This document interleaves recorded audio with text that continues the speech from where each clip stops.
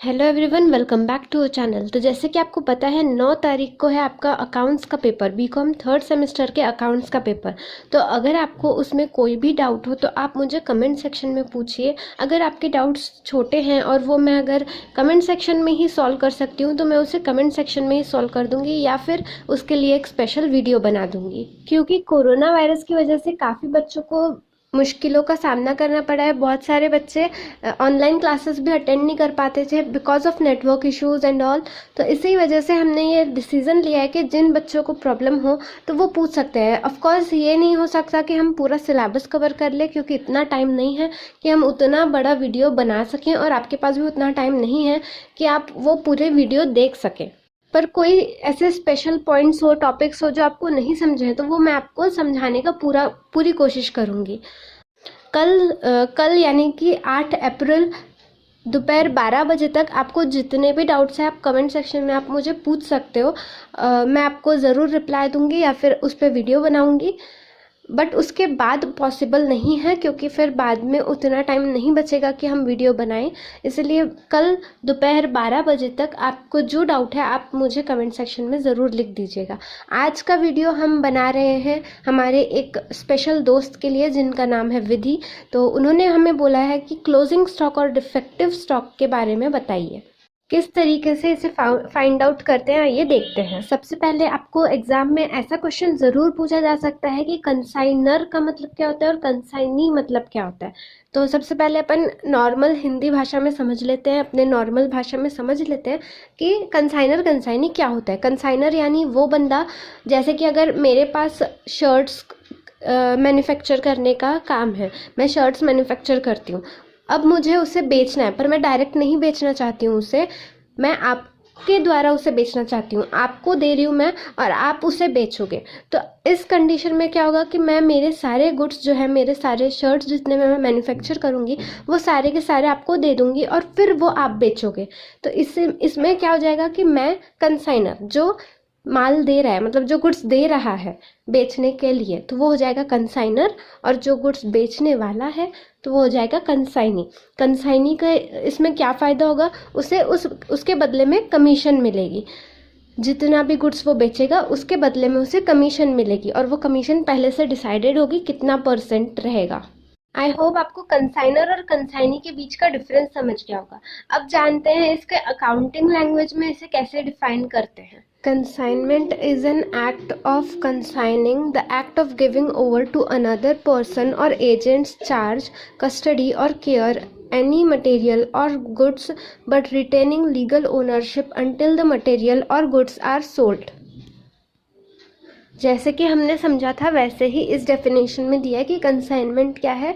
कंसाइनिंग की प्रोसेस है जिसमें एक बंदा दूसरे बंदे को गुड्स देता है सेल करने के लिए, बट उसका जो पोजीशन रहता है वो पहले बंदे के पास ही रहता है, यानी कि कंसाइनर के पास ही रहता है। अब जानते हैं क्लोजिंग स्टॉक और डिफेक्टिव स्टॉक होता क्या है, कैसे कैलकुलेट किया जाता है। क्योंकि ये काफ़ी इंपॉर्टेंट क्वेश्चन है तो आपको ये पता होना चाहिए। इसकी जर्नल एंट्रीज पहले देख लेना, आप सारी जर्नल एंट्रीज देख लेना क्योंकि इस पे भी आपको क्वेश्चन पूछा जा सकता है। कंसाइनमेंट अकाउंट कब डेबिट होता है, जब एक्सपेंसेस होते हैं तब, और कंसाइनमेंट अकाउंट क्रेडिट होता है जब इनकम होती है तब। और ये इनकम और एक्सपेंस किसके हिसाब से होने चाहिए, जो कंसाइनर है उसके हिसाब से। अगर उसको इनकम हो रही है तो फिर क्रेडिट होगा और अगर एक्सपेंस हो रहे हैं तो फिर डेबिट होगा। जानते हैं क्लोजिंग स्टॉक कैसे कैलकुलेट किया जाता है। तो क्लोजिंग स्टॉक कैलकुलेट करने के लिए सबसे पहले हम ओपनिंग स्टॉक कितना था वो देखेंगे। ओपनिंग स्टॉक यहाँ पर दिया हुआ है कि Lakshmi coal limited sent on consignment 600 chairs. तो ओपनिंग स्टॉक हमारा हो गया 600 चेयर्स। 600 जो यूनिट है वो है ओपनिंग स्टॉक की यूनिट। ओके, अब इसमें से हम माइनस करेंगे सेल कितना हुआ है। यहाँ पर हम आगे बढ़ते हैं। At cost price of 100 rupees each to Vishnu, the company paid 1200 as freight and 500 as insurance premium. Vishnu was entitled to commission at 5% on the gross sales proceed. 450 chairs were sold. 450 chairs क्या है, सोल्ड हो चुकी है। इसको हम opening में से minus कर देंगे 450, यह है सेल। तो यहाँ पर आ जाएगा हमारा क्लोजिंग स्टॉक। क्लोजिंग स्टॉक इसमें कितना रहेगा, 150 यूनिट्स। ये यूनिट्स है, ये सिर्फ हमने यूनिट कैलकुलेट किया है। अब इसका जो है हम प्राइस कैलकुलेट करेंगे। तो प्राइस कैलकुलेट करने के लिए सबसे पहले जो क्लोजिंग स्टॉक है यानी कि 150, इसको हम कॉस्ट जो है हमारी जो कि है 100 रुपीज़, उससे मल्टीप्लाई करेंगे। ओके, तो सबसे पहले कॉस्ट ऑफ क्लोजिंग स्टॉक जो कि है 150 इंटू 100, दैट मीन्स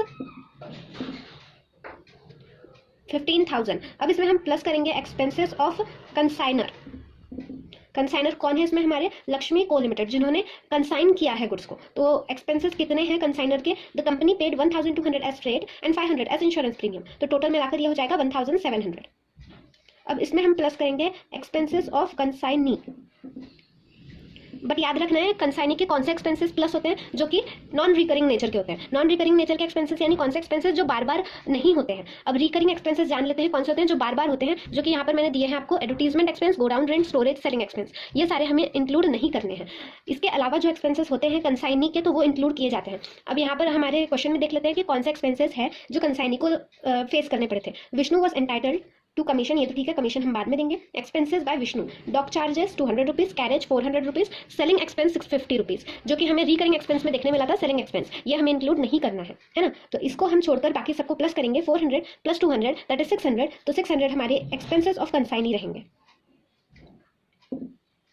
अब ये कैलकुलेट हो जाता है। उसके बाद हमें ये जो 1,700 है उसे हमें लाना पड़ेगा क्लोजिंग स्टॉक के यूनिट में। तो 1,700 तो एक्सपेंस है कंसाइनर का, ओके, और कंसाइनी का है 600। इसे हम क्लोजिंग स्टॉक के यूनिट में कैसे लाएंगे? 1,700 जो खर्चा हुआ था वो पूरा हुआ था 600 रुपये, 600 चेयर्स पे, है ना। अब हमारे पास कितने 150 चेयर्स है, तो हम क्या करेंगे 1,700 को 150 से मल्टीप्लाई कर देंगे और फिर उससे डिवाइड कर देंगे 600 से। वैसे ही हम कंसाइनी केस में करेंगे 600 इंटू 150 डिवाइडेड बाय 600। ओके, यानी हमने यहाँ पर क्या किया, जो भी एक्सपेंसेस आए थे हमारे उसको हमने क्लोजिंग स्टॉक के यूनिट से मल्टीप्लाई किया और उसके बाद उसको डिवाइड किया टोटल नंबर ऑफ गुड्स से। ओके, तो इसका आंसर जो आएगा वो हम इसमें प्लस करेंगे, इस 15,000 में प्लस करेंगे। तो इसका आंसर है 425 और इसका आंसर है 150। तो अब ये 15,000 जो हमारा आया था, जो कि था हमारा कॉस्ट ऑफ क्लोजिंग स्टॉक, उसमें हम इसे ऐड कर देंगे 425 और 150। तो ये आ गया हमारा वैल्यूएशन ऑफ क्लोजिंग स्टॉक।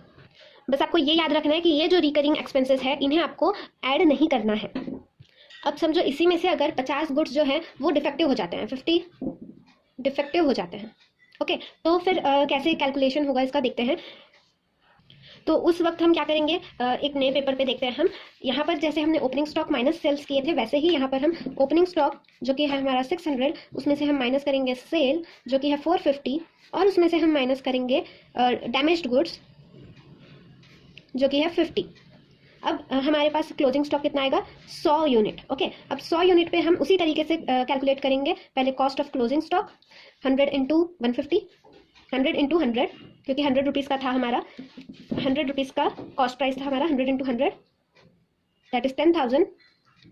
उसमें हम प्लस करेंगे एक्सपेंसेस ऑफ कंसाइनर और एक्सपेंसेस ऑफ कंसाइनी।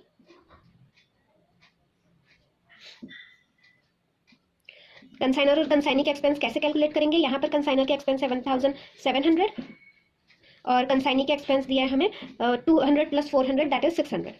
तो इस बार हम उसे मल्टीप्लाई कितने से करेंगे? क्लोजिंग यूनिट जितने आया था 100 उससे मल्टीप्लाई कर देंगे और डिवाइड कर देंगे टोटल यूनिट से जो कि है 600। इसका आंसर आएगा 283.33 और इसका आंसर आएगा 100। तो इसे हम प्लस कर देंगे 283 और यहाँ पर 100। तो ये जो आंसर आएगा यहाँ पर वो होगा आपका वैल्यूएशन ऑफ क्लोजिंग स्टॉक, जब डैमेज्ड गुड्स रहते हैं तब। अब डिफेक्टिव स्टॉक का कैलकुलेशन कैसे करते हैं? तो यहाँ पर हमने कितना लिया था डिफेक्टिव स्टॉक? 50 यूनिट्स जो है वो डिफेक्टिव स्टॉक लिया था। अब उसके कैलकुलेशन के लिए हम क्या करेंगे कि कॉस्ट ऑफ डिफेक्टिव स्टॉक निकालेंगे। जैसे कि हमने क्लोजिंग स्टॉक में निकाला था सेम वैसे ही करना है। Cost of defective stock 50 into पर इसका प्राइस था हमारा 100, 50 इंटू 100। अब इसमें हम प्लस करेंगे एक्सपेंस ऑफ कंसाइनर जो कि है हमारा 1,700 इंटू 50 डिवाइडेड बाय 600 और एक्सपेंसेस ऑफ कंसाइनी जो कि है 600 इंटू 50 डिवाइडेड बाय 600। ओके, ये आप इसे कैलकुलेट करके प्लस कर लेना, जो भी वैल्यू आएगी हमारी वो रहेगी डैमेज गुड्स की वैल्यू। अब उसमें से हम क्या माइनस करेंगे? Insurance claim. अगर हमको जितना भी इंश्योरेंस क्लेम दिया रहेगा हमारे क्वेश्चन में, तो वो उसमें से माइनस करेंगे और फिर जो वैल्यू आती है हमारी वो रहेगी हमारी एक्चुअल गुड्स डैमेज्ड की वैल्यू। ठीक है। अब इसमें एक बात ध्यान रखने वाली है कि जो एक्सपेंस ऑफ कंसाइनी है वो हमेशा इंक्लूड नहीं होता है। अगर ये जो डैमेज है, डिफेक्टिव स्टॉक जो भी डैमेज हुआ है, वो अगर गुड्स कंसाइनी के पास पहुंचने से पहले हुआ है, यानी कंसाइनी के पास गुड्स नहीं पहुंचे उससे पहले ही अगर डिफेक्ट हो गया, डैमेज हो गया, तो फिर एक्सपेंस ऑफ कंसाइनी नहीं इंक्लूड होता है। पर अगर डैमेज गुड्स, मतलब डैमेज कब हुआ है गुड्स, अगर कंसाइनी के पास जाने के बाद डैमेज हुआ है, तो फिर कंसाइनी के एक्सपेंस उसमें ऐड होते हैं। जैसे कि अगर आग लग गई, आग लगी है बट कब लगी, जब गुड्स कंसाइनी के पास पहुंचने के थे, तब ये इंक्लूड नहीं होगा। बट अगर आग कंसाइनी के पास पहुंचने के बाद फिर उसमें आग लगी है, वो जितने भी गुड्स है उसमें, तो फिर वो जो कंसाइनी के एक्सपेंस है वो इसमें ऐड होंगे।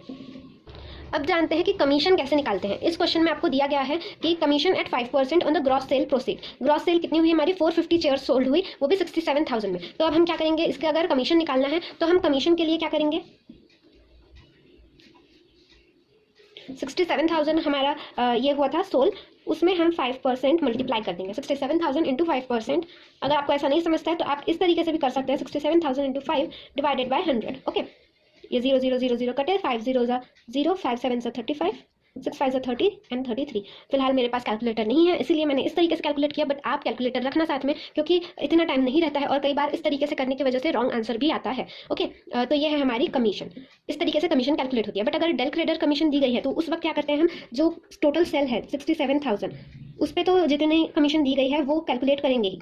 बट डेल क्रेडिट कमीशन अगर दी गई है, जो कि कैलकुलेट होती है क्रेडिट सेल पे, अगर इसमें से क्रेडिट सेल दिया गया है मुझे 10,000 का क्रेडिट सेल हुआ, तो 10,000 पे अगर डेल क्रेडिट कमीशन दी होती 2%, तो 10,000 इंटू 2% करते, तो फिर इस पर 3350 और 10,000 पे 2% मीन्स 200, ये दोनों का टोटल होता फिर, और ये होती है हमारी कमीशन। इस तरीके से डेल क्रेडिट कमीशन कैलकुलेट की जाती है। एक एमसीक्यू और ध्यान में रख सकते हैं आप कि डेल क्रेडिट कमीशन किस पे चार्ज की जाती है, तो उसका आंसर रहेगा क्रेडिट सेल पे, कैश सेल पे डेल क्रेडिट कमीशन नहीं लगती है। ओके, आई होप आपको ये वीडियो हेल्पफुल लगा हो। वीडियो अच्छा लगा हो तो वीडियो को लाइक करना ना भूलें, अपने दोस्तों के साथ ये वीडियो ज़रूर शेयर करें, और आपको कोई डाउट हो तो आप कमेंट सेक्शन में पूछ सकते हो। Thank you so much. कुछ बच्चे पीडीएफ के लिए भी डिमांड कर रहे थे, तो वो हम नहीं दे सकते हैं बिकॉज़ उसका मिसयूज़ किया जा सकता है एग्ज़ाम के टाइम, और पीडीएफ इतने जल्दी क्रिएट करना, उसके सारे क्वेश्चंस ढूंढ के निकालना, इट्स नॉट पॉसिबल कि अभी इतना सब कुछ हो जाए। इसीलिए मैं अभी पीडीएफ तो प्रोवाइड नहीं कर सकती हूँ, बट इसी तरीके से अगर आपको कोई डाउट हो तो आप पूछ सकते हो, उसके वीडियोस ज़रूर बना सकते हैं अगर वीडियो बनाने लायक हो तो। अगर छोटे डाउट्स हो तो मैं आपको कमेंट सेक्शन में ही जवाब दे दूँगी।